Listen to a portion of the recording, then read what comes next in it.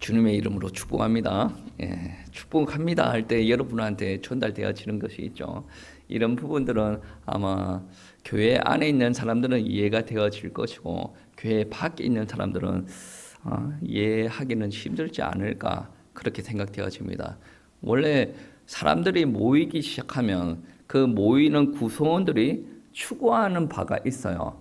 사회 공동체 안에서도 그런 무언가를 추구하기 때문에 사람들이 모이는 거거든요. 교회도 마찬가지입니다. 교회도 사람들이 모이기 때문에 그들이 나름의 목적으로 두고 있는 부분들이 있거든요. 그래서 우리가 이 시간에 주님의 이름으로 축복합니다. 주님의 이름으로 사랑합니다. 라고 이야기를 했을 때 교회 안에 있는 사람들은 이해가 되어지는 부분들이 많이 있거든요. 여러분 교회에 대해서 많이 들었겠지만 교회는 하나님께서 이루신 공동체예요. 그래서 우리는 교회에 대해서 잘 알아야 되는데 웨스트민스터 신앙 고백서에 어떻게 교회에 대해서 이야기를 하고 있냐면 그리스도는 교회에게 세상 끝까지 이 땅에서 성도를 모으고 여기서는 이제 사람이라고 하지 않고 성도라고 특정을 했죠. 성도를 모으고 온전하게 하기 위해서 사역, 말씀 그리고 성례를 주셨다. 교회는 그리스도의 나라요 하나님의 집이라. 교회를 이렇게 표현하고 있습니다. 아주 간단하게 제가 요약을 했는데 웨스트민스터 안에서는 여러 장을 통해서 이 교회에 대해서 설명을 하고 있어요. 간단하게 이야기를 하면 교회는 하나님의 영광을 위해서 모여진 공동체라는 거예요. 하나님의 영광을 드러내기 위해서 우리는 말씀을 통해서 양육을 받고 또 성례를 통해서 삶도 교정을 받고 우리가 성장을 한다라는 말씀이 되어지는데 교회 생활을 통해서 우리가 알게 되어지면 교회는 성장을 하게 돼 있어요.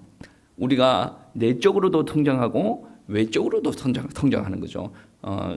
안이 바뀌어지면 우리의 삶도 바뀌어지고 삶이 바뀌어지다 보면 우리가 교회도 수적으로도 성장하는 일들이 벌어지죠. 이게 정석입니다. 정석인데 우리가 사역을 하다 보면 이게 똑같이 성장을 하면 좋은데 똑같이 성장을 하지 못할 때가 있어요.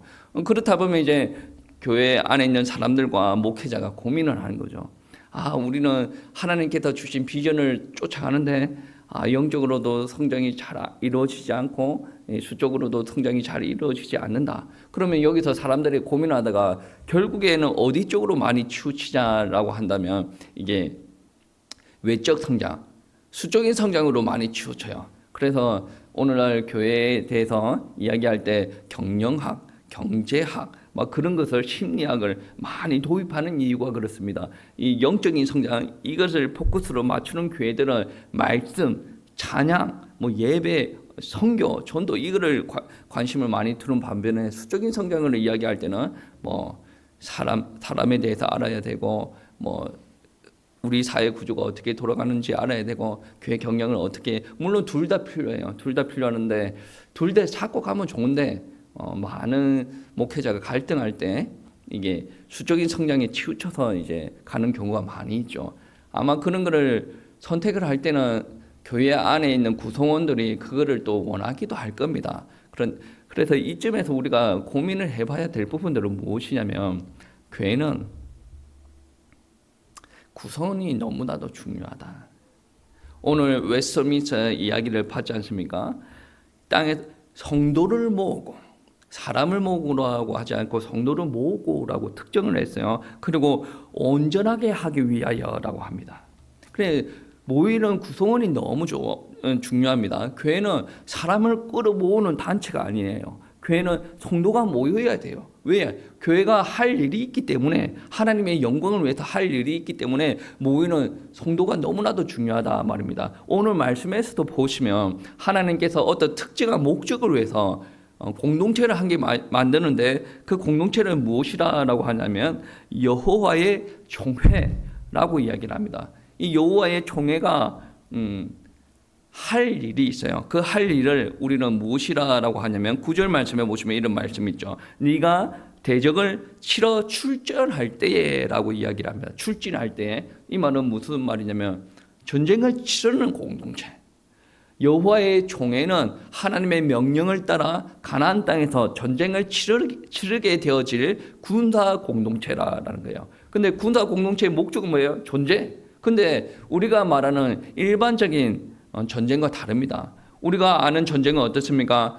우크라이나나 러시아가 하는 전쟁과 같이 영토 확장, 노량물 획득, 아니면 군사력 과시 이런 것들로 통해서 이제 전쟁이 발생하게 되어지는데, 하나님께서 여호와의 종에게 명령하시는 그 전쟁은 목적이 하나님인 중심이에요. 하나님께서 가나안 땅을 볼 때 그 가나안 땅의 악이 극에 달했어요. 극에 달했기 때문에 하나님께서 그 가나안 땅을 징벌하십니다. 그 징벌하시는 수단이 뭡니까? 여호와의 군사들이 그쪽으로 가서 이제 징벌하시고 쫓아내는 일들입니다. 가나안 땅의 사람들이 하나님을 잘 믿었으면 그러한 일이 없겠죠. 그런데 하나님을 대적하고 우상 숭배하는 사람들이었다. 더 나아가서 여러분 다 아시겠지만 여호와의 군사들이 왜 가나안 땅에 가서 그들을 쫓아내고 정착을 합니까? 하나님께서 이루실 목적이 있죠. 그 땅에서는 세계 만민을 위해서 메시아가 오실 것이에요. 그 메시아가 오실 것이니까 그 땅에서 지리적으로 영적으로 토양을 다듬어 놔야 된다라는 말씀이죠. 그러니까 하나님께서 이루실 목적이 분명한 겁니다. 그래서 여호와의 총회 이스라엘의 군사 공동체에게 하나님께서 요구하시는 바가 너희들은 군사 훈련을 잘 받아야 돼. 무기가 강력해야 돼. 이런 것이 아니라 이 사람들이 하나님에 대한 절대적인 순종하는 신앙을 가지고 있는가, 이게 더 중요하단 말이에요. 그래서 오늘 말씀을 보시면 여호와의 종에게 들어오지 못할 자가 있다라고 이야기를 합니다. 오늘 말씀에 보시면 그런 말씀이 있습니다. 첫 번째로 1절 말씀에 보시면 고안이 상한 자, 음경이 잘린 자. 그러니까 오늘날 말씀으로 이야기하면 고자, 남자 구실을 못하는, 그러니까 성적으로 남자 구실을 못하는 사람, 그렇게 표현할 수가 있고, 둘째로 2절 말씀에 보시면 사생자. 여러분 사생자가 무엇인 줄 알죠? 혼인 관계를 형성하지 않고 출생하게 된 사람을 두고 이야기하면 사생자. 그리고 셋째는 이제 3절 말씀에 암몬 사람, 모압 사람을 이제 총회에 못 들어오게 하라라고 이야기를 하고 있습니다. 그런데 우리가 한 번쯤에 이 성경 구절을 읽을 때 의문스럽게 생각하는 부분들이 있습니다. 왜? 아니 하나님은 은혜의 하나님이시고 사랑의 하나님이신데 왜 고자랑 왜 사생자는 하나님의 총회에 못 들어오게 하는가? 다르게 이야기하면 고자랑 사생자는 구원을 못 받는다라는 말입니까? 라고 질문을 할 수가 있어요. 그런데 이렇게 하나님께서 명령하신 데는 다 배경이 있어요. 시대적인 상황을 이해를 하면 하나님께서 그래서 그렇게 이렇게 말씀하셨구나라고 이해가 갑니다. 여러분 이 당시에, 그러니까 이스라엘 백성들 총회가 만들어지고 있을 당시에는 주변에 여러 가지 우상들이 많았습니다. 그 우상을 섬기는 풍습 중에 하나가 무엇이냐면 자기 관을 상하게 한다거나 자기 음경을 다루는, 스스로 고자가 되는 일들이 행해지고 있었다는 거죠. 그러니까 이방 신들에게 나를 바칩니다라는 행위로 남자는 자기 생식기에 문제를 만들게 되어지는 거죠. 그게 문화였어요. 그러니까 고자는 사고로 인해서 고자가 되어질 수도 있고 많은 어려움을 통해서 고자가 되어질 수도 있어요. 그런데 하나님께서 고자는 못 되어진다라는 말은 단순히 생식기에 문제가 있으니까 오지 말아라라는 그런 말이 아니라, 여기서 말하는 것은 자기가 우상에게 자기를 바친다라고 했으면 그 사람은 여전히 그 믿음이 있기 때문에 이스라엘 공동체에 받아들이지 말아라는 거죠. 왜? 여호와의 총회는 하나님의 말씀 붙들고 전쟁을 치르러 나가야 돼요. 근데 그 안에 우상을 믿는 사람이 있으면 됩니까? 안 됩니까? 안 되어지죠. 여리고 총을 돌아라 라고 했으면 그 말을 순종하고 나아가는 사람들이 있어야 되는데, 거기서 만약에 우상을 믿는 사람들이 여기는 좀 괜찮은 것 같아, 하나님이라는 신이 뭐 좀 우리에게 이득을 주는 것 같아, 그래 잠깐 들어왔다가 육신적인 생각으로 볼 때 이게 말이 안 되어진다라는 것이 느껴지면 어떻게 합니까? 그 공동체에서 이탈하는 일들이 일어나는 거죠. 하나님께서 여호와의 총회를 거룩하게 여기시는데 그런 일들이 일어나면 안 되지 않습니다. 하나님은 세상에서 구분된 여호와의 공동체, 하나님의 말씀에 순종하는 여호와의 공동체가 있어야 되는데 자기의 자기가 이방 신을 믿기 때문에 스스로 고자가 된 자들은 불러들이면 안 된다라는 말씀이죠. 그런데 사생자는 불쌍하지 않습니까? 자기 의도가 들어가 있는 게 아닌데 부모의 잘못으로 사생자가 된 거 아닙니까? 그 사람은 어떻게 받아들입니까? 여러분, 사생자가 되어지는 여러 가지 이유가 있습니다. 오늘날처럼 젊은 애들이 어떻게 잘못 이렇게 가다가 이렇게 되어지는 애들도 있고 뭐 여러 가지 이유가 있지 않겠습니까? 결혼을 약속했다가 남자가 이제 배신을 하고 도망가는 경우, 뭐 그런 경우도 있지 않겠습니까? 근데 오늘 말씀에서 이 사생자도 우상 숭배와 관련된 사생자입니다. 무슨 말이냐면 이 당시에 이방 종교는 대부분 다 농업에 종사하고 있었어요. 농업에 종사하고 있으니까 농업에서 가장 중요한 게 무엇입니까? 비 내려 주세요죠. 이방 종교에서는 비 내려 주세요가 키 포인트입니다. 뭐 물론 뭐 애 잘 낳게 해주세요, 번영하게 해주세요도 그렇지만 여기서 말하고자 하는 것은 비 내려 주세요입니다. 그러면 이들이 가지고 있는 신앙은 무엇이냐면 하늘에 신들이 있는데 그들이 진한 애정 행각을 하여서 흥분하여지면 하늘에서 비가 내려온다라는 거죠. 그러면 그들은 그러게 이방 종교를 가지고 있는 사람들은 그러면 어떻게 하면 이방 신들을 흥분을 시킬까? 아주 음란한 생각인데 자기 이방 신전 안에서 남자와 여자가 음란한 행위를 하면 그 음란한 행위를 하는 것을 보고 하늘에 있는 신들이 흥분하여서 자기네들도 애정 행각을 벌려서 비가 온다라는 생각이죠. 아주 저급한 생각인데 이들은 그러한 생각을 가지고 있었습니다. 그러니까 이방 신전에 어떠한 일들이 일어나냐면 상주하는 남자 창기, 남자 여자 창기가 있다, 여자 창녀 남자 창기가 이렇게 있었다는 거죠. 그러면 상주하면서 그 사람들은 하늘의 신을 흥분시키기 위해서 자기네들이 이방 신전 안에서 음란한 행위를 막 하는 거예요. 부끄러운 그런 것도 없어요. 왜? 그들은 예배이거든. 그게 그걸로 통해서 위에 애들을 흥분을 시켜 비가 오지 않습니까? 음란한 행위를 계속 하는 거예요. 그렇다 보면 어떠한 일들이 일어납니까? 여자는 임신을 하게 되겠죠. 여자가 임신을 하면 어떻게 됩니까? 낙태를 합니까? 아니고 낳는 거예요. 그러면 이제 그들이 결혼한 상태는 아니고 그들이 말하는 제사 행위를 통해서 임신을 하게 되었고 애가 나게 되는 겁니다. 그래서 이들은 사생자가 되는 겁니다.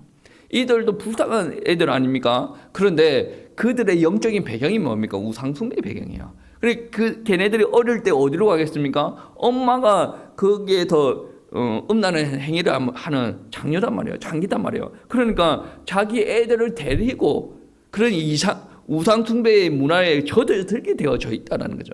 그러니까 사생자, 오늘 말씀에서 약간의 생략이 있는 거예요. 그 우상숭배하는 그곳에서 만들어진 사생자 받아들이지 말라는 겁니다. 왜냐? 고자도 우상숭배, 사생자도 우상숭배. 그러니까 그들을 받아들이면 되어지지 않는다. 왜냐? 우리는 하나님의 거룩한 군사 공동체이기 때문이다라는 거죠. 그런데 왜 모압과 아몬을 받아들이지 못하게 하냐? 여러분 다 아시는 내용이에요. 소돔과 고모라가 멸망하는 이야기가 있죠. 성경에 그 불신자들도 많이 아는 이야기예요. 그래서 하나님께서 아브라함에게 미리 아브라함의 조카 롯이 소돔과 고모라에 살고 있으니까 하나님께서 아브라함에게 미리 이야기를 합니다. 그래서 롯도 그것을 전달을 받고 어떻게 이야기를 하냐면 이 소돔과 고모라가 멸망하게 될 것이니까 우리들은 가족들에게 이야기하죠. 우리들은 이 소돔과 고모라에서 빨리 벗어나야 된다. 그리고 우리가 저렇게 도망가고 있을 때 뒤에 무슨 일이 일어날지라도 비명이 들리고 막 그런 지진이 일어난다라고 할지라도 뒤를 돌아보면 되지 않는다라고 이야기를 한 거예요. 그런데 롯의 사위들은 그 말을 농담으로 여겼습니다. 농담으로 여기니까 우리 자기네들이 그렇게 되어지니까 이제 소돔과 고모라에서 벗어나지는 못한 거예요. 그래서 멸망할 때 같이 죽게 된 거고, 그러니까 롯의 아내 같은 경우에는 산으로 도망가다가 너무 궁금한 거예요. 그 돌아보다가 뭐가 되었습니까? 소금 기둥이 되는 거죠. 그러면 생존자는 누구냐면 롯과 두 딸밖에 없어요. 근데 롯은 특별한 생각이 없었던 것 같은데 두 딸은 자기네들이 후사를 봐야 되겠다라는 생각을 가지고 있는 거야. 그러면 후사를 봐야 되는데 다른 데서 남자를 구해올 수 있는 상황도 아니고 크레논이 아버지한테 술을 먹여가지고 아버지를 재운 거예요. 그리고 나서 딸들이 들어가서 아버지의 씨를 받아가지고 아버지의 애를 잉태를 하게 되는 거예요. 그 후손들은 누구냐? 모압과 암몬 자손들이다라는 거죠. 어떻게 보면 하나님께서 원하시는 방법으로 잉태된 것은 아니에요. 그럼에도 불구하고 이 모압과 암몬 자손들은 엄밀히 말하면 이스라엘 백성들의 친척 아닙니까? 이스라엘 백성들의 친척이에요. 그런데 하나님께서 왜 이들을 이스라엘 총회에 들어오지 못하게 하셨냐면 3절 말씀을 보시면 이런 말씀이 있습니다. 암몬 사람과 모압 사람은 여호와의 총회에 들어오지 못하리니. 4절 말씀에 넘어가시면 이런 말씀이 있습니다. 이유에 대해서 이야기를 하고 있는데 그들은 너희가 애굽에서 나올 때에 떡과 물로 너희를 길에서 영접하지 아니하고 메소포타미아의 부돌 사람 보올의 아들 발람에게 뇌물을 주어 너희를 저주하게 하려 하였으나 라고 이야기를 합니다. 그러니까 어떤 이유냐면 너희가 애굽에서 나올 때에 먹을 것도 없고 힘들었는데 그 모압과 암몬 사람들은 너희에게 물도 주지 않고 떡도 주지 않고 길도 터주지 않았다. 그렇게 박하게 대했기 때문에 이스라엘 공동체에 들어올 수가 없다. 그리고 하나 더 이야기할 때 어떤 이야기를 합니까? 4절 말씀에 메소포타미아의 부돌 사람 보올의 아들 발람에게 뇌물을 주어 너희를 저주하게 하였다라고 이야기를 합니다. 이 말은 물론 신명기에서도 이야기가 되어지지만 민수기 22장부터 24장 말씀에 이런 말씀이 구체적으로 기록이 되어져 있는데 여러분도 아마 다 아시겠습니다.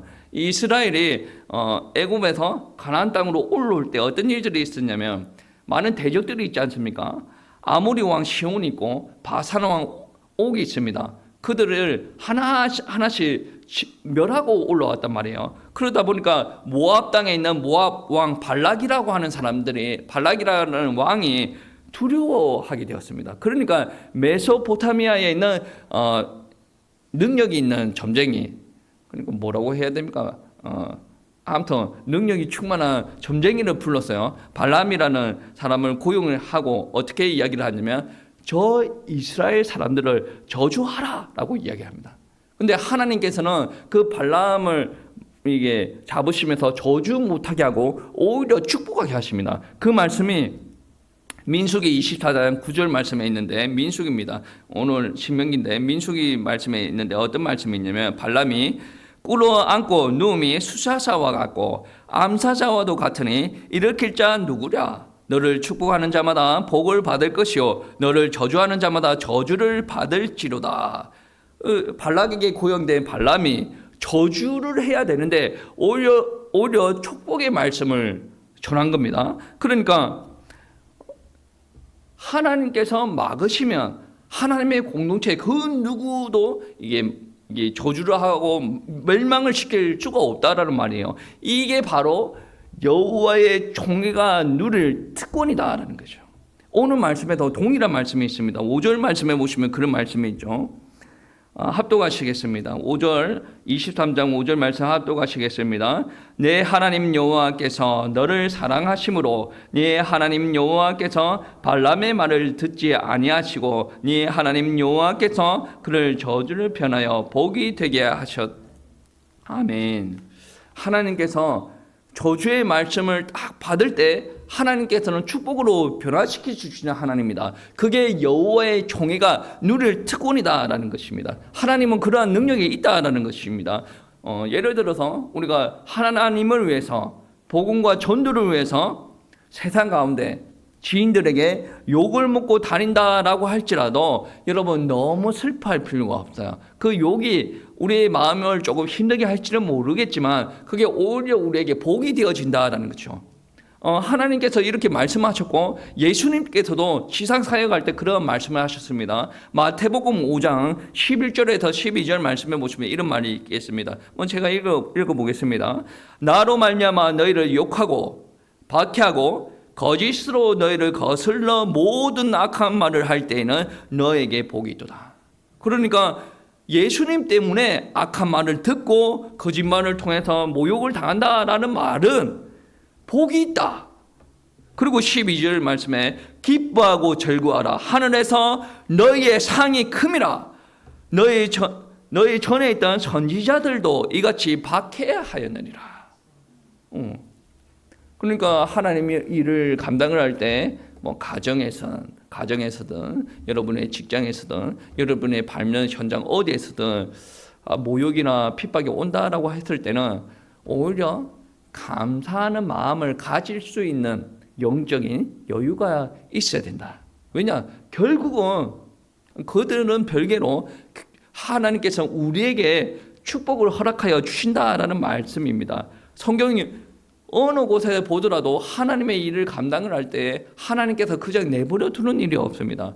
성경에 여러 곳에 어떤 게 있냐면 실제로 하나님의 사역을 감당을 할 때 저주와 고통 속에 있을지라도 시간이 지나고 보면 그 고통이 축복으로 오는 경우가 많거든요. 예를 들어서 그렇습니다. 요셉입니다.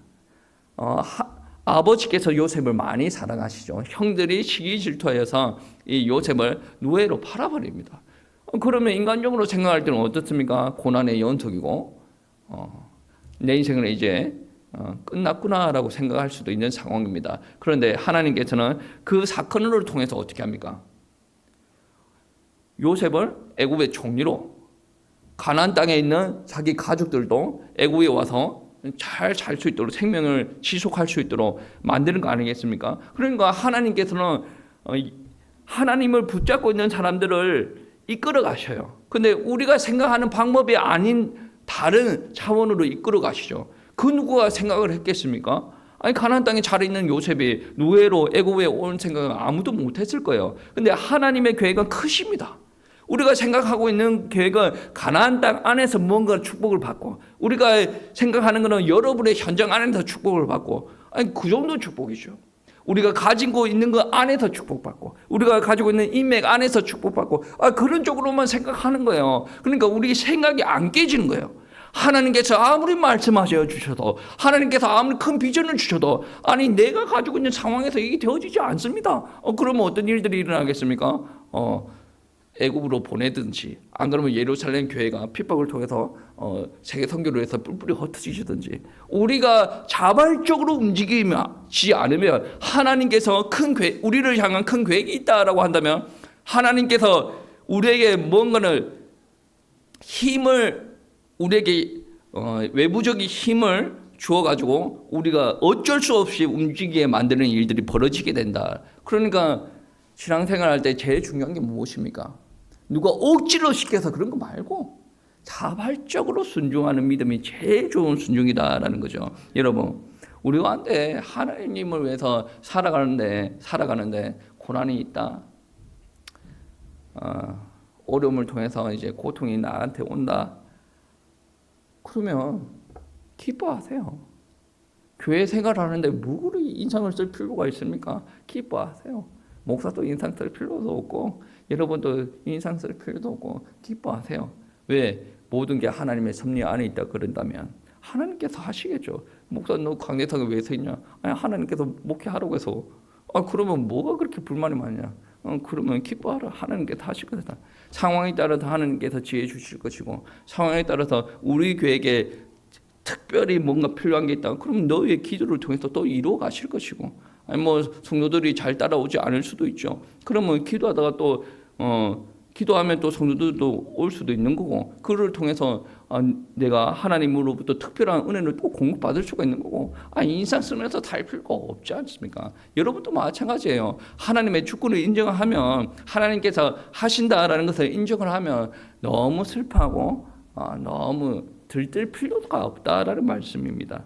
그리고 하나님께서 이스라엘 총회에게 주시는 축복이 하나가 더 있습니다. 뭐냐면 14절 말씀이죠. 14절 말씀 우리 다 같이 합독하시겠습니다. 이는 내 하나님 여호와께서 너를 구원하시고 적군을 내게 넘기시려고 내 진영 중에 행하심이라. 그러므로 내 진영을 거룩히 하라. 그리하면 내게서 불결한 것을 보시지 않으심으로 너를 떠나지 않으시리라. 아멘. 하나님께서 이스라엘 종에게 주시는 특권 중에 하나가 무엇이냐면 이스라엘의 진 중에 하나님께서 임재하신 은혜입니다. 이거는 사람이 어떻게 획득을 할 수 있는 은혜가 아니거든요. 내가 기도해가지고 하나님을 얻는다, 있는 개념으로 신앙생활을 하는 사람들은 성경을 모르는 사람이에요. 우리는 기도하지만 우리가 얻는다라는 개념보다 하나님께서 임하시는 거예요. 하나님께서는 우리 상한 마음을 만지시고 하나님께서 우리에게 심령이 강팍해져 있으면 하나님께서 사랑을 부어주셔가지고 마음이 풍성하게 하시고, 그리고 여러분의 있는 현장 가운데 메마름이 있지 않습니까? 결핍이 되어진 거 있습니다. 내가 하나님 앞에 받아가지고 뿌리는 게 아니에요. 하나님께서 임하시면 나의 결핍, 내 환경의 결핍을 하나님께서 회복시켜 나가시는 것이요.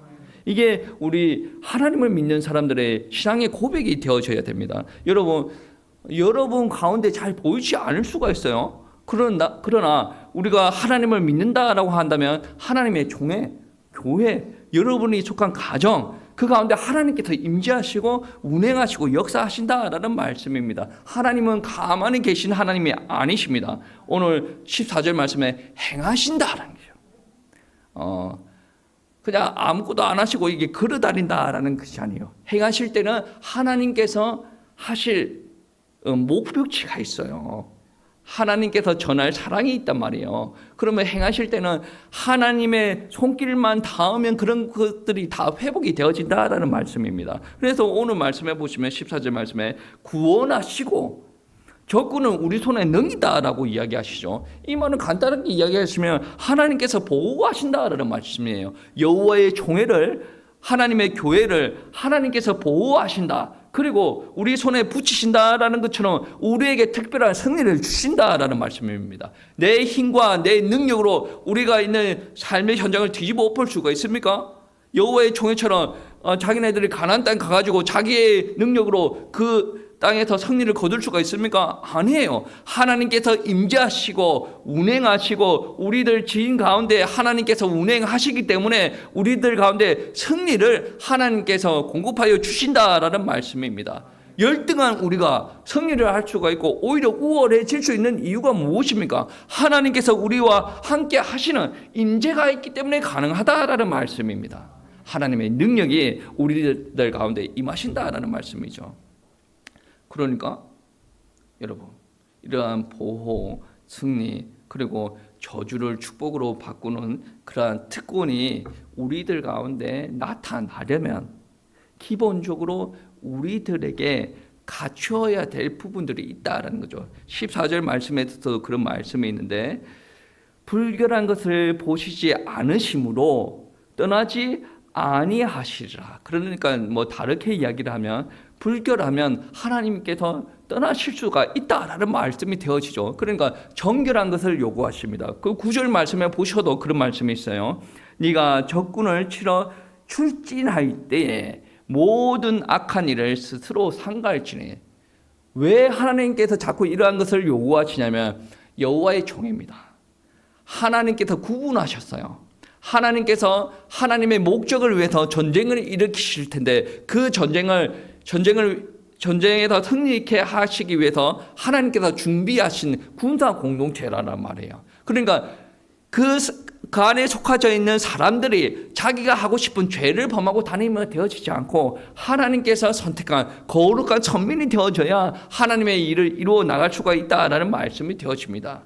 그러니 우리에게 있는 도덕적인 불결함 모두 하나님 앞에 자복하고 또 하나님의 은혜로 그리스도의 보혈로 깨끗하게 씻겨져서 거룩함이 회복이 되어져야 된다라는 말씀이죠. 그리고 10절부터 계속 그러한 말씀이 있는데 우리 다 같이 10절부터 13절 말씀까지 우리 다 같이 합독하시겠습니다.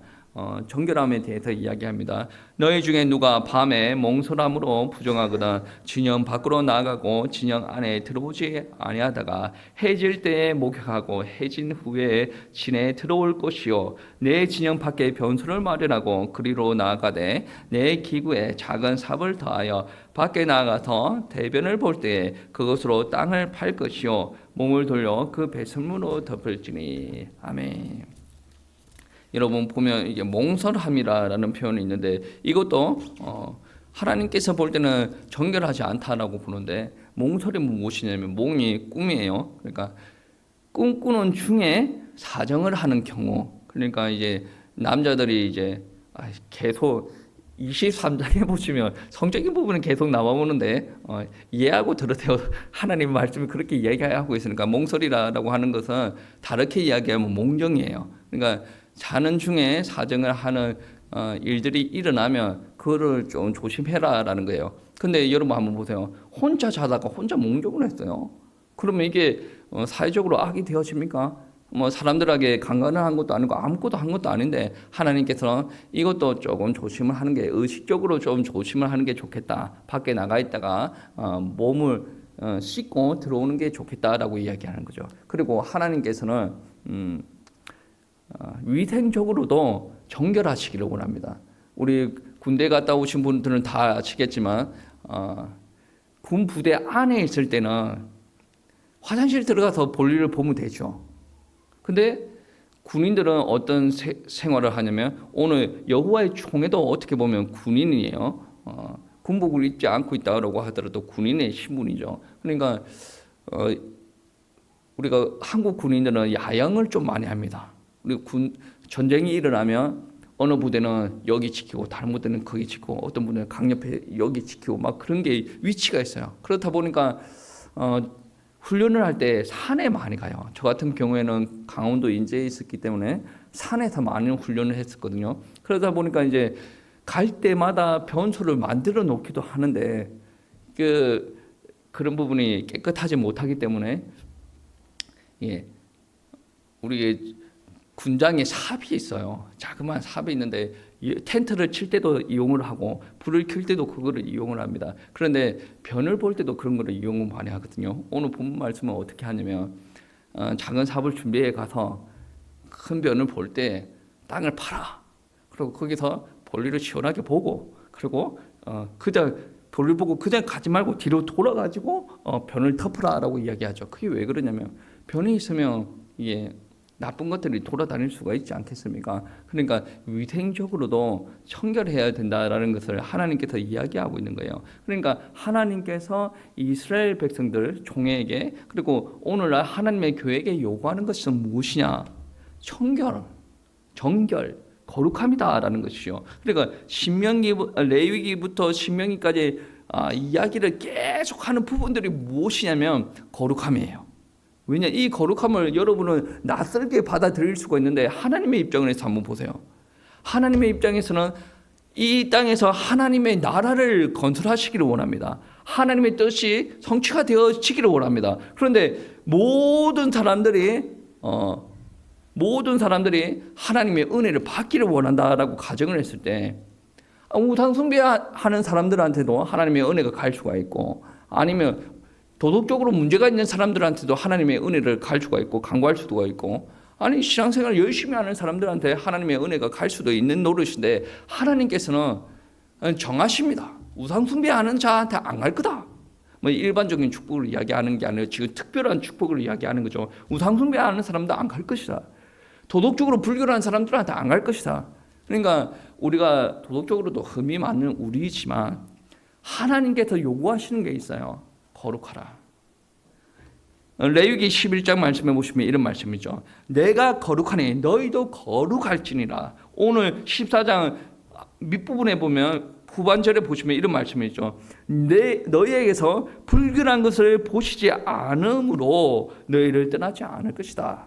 그러니까 우리가 불결하지 않으면 하나님께서 우리가 있는 가운데 항상 임재하시고 운행하시고 우리를 구원하시고 우리의 대적들을 우리의 손에 붙이시고 우리에게 누가 저주를 한다라고 했을 때 이것을 도리어 바꿔서 하나님께서 우리에게 축복으로 임하게 하신다라는 말씀이 되어지죠. 거기에 키포인트가 무엇이냐? 우리의 모습들, 내면의 모습들, 외적인 모습들 거룩하여 절하라고 이야기합니다. 그래서 여러분 혹여나 우리가 개인적으로 어려움을 겪거나 교회 공동체에서 어려움을 겪거나 여러분 가정 공동체에서 어려움을 겪거나 국가 공동체에서 어려움을 겪을 때 우리는 늘 되돌아봐야 될 부분들이 있습니다. 누가 잘잘못을 두고 이야기하기보다 우리 공동체가 내가 거룩한지 한 번쯤은 점검을 해봐야 되는 부분이에요. 그래서 나라가 힘들면 교회는 무엇을 해야 되냐면 회개 기도를 해야 됩니다. 아니 우리 교회가 힘들거나 여러분 가정 공동체가 힘들면 하나님 이거를 주세요라고 먼저 기도하는 게 아니라 회개 기도를 하고 먼저 가야 됩니다. 하나님께서는 저와 여러분을 축복하기를 원하세요. 여러분 가정과 교회 공동체를 축복하기를 원하세요. 그러나 우리의 모습에 문제가 있다고 한다면 우리가 아무리 축복해달라고 기도한다라고 하더라도 하나님은 축복하시지 못합니다. 그래서 우리에게 임할 수 있는 거룩함이 회복이 되어야 된다라는 것입니다. 하나님께서는 우리에게 승리를 주시기를 원하십니다. 저주를 축복으로 바꾸시기를 원하십니다. 하나님께서는 우리와 함께 하시기를 원하세요. 그리고 우리 가운데 운행하시기를 원하시는 하나님이에요. 그래서 설령 우리 가운데 하나님을 믿고 나가는 중에 고난이 찾아올 수도 있어요. 그러나 오늘 본문 말씀을 믿으시면 슬퍼할 필요가 없어요.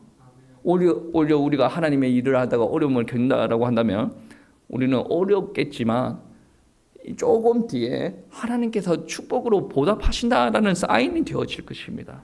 여러분, 우리는 거룩한 모습으로 온전히 하나님을 향해서 영광만 올려드리면 흑암의 세력은 우리가 억지로 꺾는 게 아니라 하나님께서 임재하심으로 말미암아 흑암의 세력이 꺾어지고 우리가 억지로 이게 노력을 하는 것이 아니라 하나님께서 임재하심으로 말미암아 하나님께서 일하시면서 행하신다라는 말씀이 되어집니다. 오늘 말씀 믿으시고 여러분 혹여나 여러분이 현장 가운데 어려움이 있으십니까? 하나님께서 임재하시고 운행하실 것입니다. 여러분에게 축복이 임할 것입니다. 이 말씀을 믿으시고 한 주 동안 승리하시기를 축복합니다.